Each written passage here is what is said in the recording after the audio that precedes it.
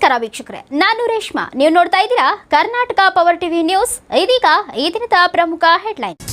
CM ನಿವಾಸದಲ್ಲಿ ಭೇಟಿಯಾಗಿ ಮಾಹಿತಿಯನ್ನ ಸಲ್ಲಿಕೆ ಮಾಡಲಾಗಿದೆ. ಅಪ್ಡೇಟ್ಸ್ ನೀಡಬೇಕಾಗುತ್ತೆ, ಯಾಕೆಂದ್ರೆ ಬಹಳ ದೊಡ್ಡ ಪ್ರಕರಣ.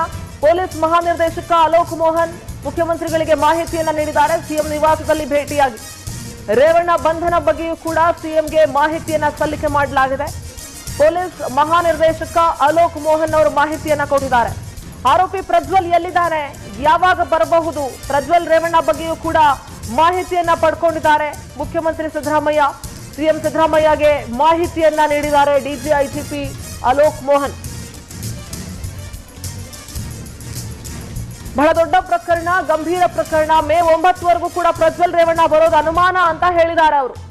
ಸಂಸದ ಪ್ರಜ್ವಲ್ ರಾಸಲೀಲೆ ರೇವಣ್ಣ ಬಂಧನ ಪ್ರಕರಣ, ಸಿಎಂ ನಿವಾಸ ಕಾವೇರಿಯಲ್ಲಿ ಮಹತ್ವದ ಮಾತುಕತೆ ನಡೀತಾ ಇದೆ.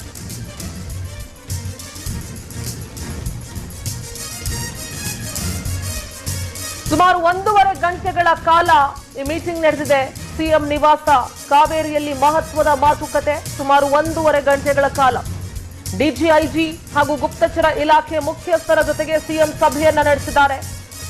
ರಾಜ್ಯ ಪೊಲೀಸ್ ಮಹಾನಿರ್ದೇಶಕ ಅಲೋಕ್ ಮೋಹನ್, ಗುಪ್ತಚರ ಇಲಾಖೆ ಮುಖ್ಯಸ್ಥ ಶರತ್ ಚಂದ್ರ ಬಳಿ ಮಾಹಿತಿಯನ್ನ ಕಲೆ ಹಾಕಿದ್ದಾರೆ ಮಾನ್ಯ ಮುಖ್ಯಮಂತ್ರಿಗಳು.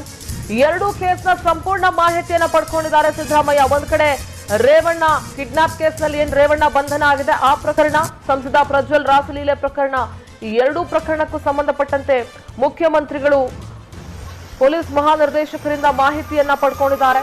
ಗುಪ್ತಚರ ಇಲಾಖೆಯಿಂದಲೂ ಕೂಡ ಮಾಹಿತಿಯನ್ನ ಪಡ್ಕೊಂಡಿದ್ದಾರೆ.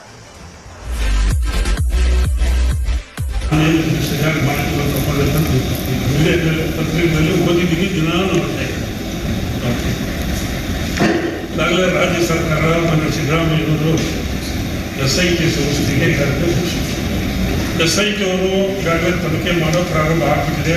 ರೇವಣ್ಣರನ್ನು ಅರೆಸ್ಟ್ ಮಾಡಿದ್ದಾರೆ, ಕೋರ್ಟ್ಗೆ ಪ್ರೊಡ್ಯೂಸ್ ಮಾಡಿದ್ದಾರೆ. ಮತ್ತೆ ಅವರನ್ನು 3 ದಿವಸ ಕಸ್ಟಡಿಗೆ ಸಂಸ್ಥೆ ಕಸ್ಟಡಿಗೆ ತಗೊಂಡಿದ್ದೀವಿ. ಸತ್ಯಾಸತ್ಯತೆ ನೋಡ್ರಿ, ಈ ರಾಜ್ಯದಲ್ಲಾಗಲಿ ದೇಶದಲ್ಲಾಗಲಿ ಮತ್ತು ನಾರಿ ಸ್ತ್ರೀಯರು ಹೆಣ್ಣುಮಕ್ಕಳಿಗೆ ಆಗಬಾರ್ದು ಅಂತ ಘಟನೆಗಳು ನಡೆದಿದೆ ಅಂತೇಳಿ ಏನಾದರೂ ವರದಿ ಬಂದರೆ ಕಾನೂನಲ್ಲಿ ಏನಿದೆ ಅದರ ಮೇಲೆ ಕಾನೂನು ರೀತಿ ಅದರ ಮೇಲೆ ಕ್ರಮ ತಗೊಂಡ್ರು. ಇದು ಆಗಲೇಬೇಕು. ದೇಶದಲ್ಲಿ ರಾಜ್ಯದಲ್ಲಿ ಇವೆಲ್ಲ ಆಗಲೇಬೇಕು. ಆಗದೆ ಹೋದರೆ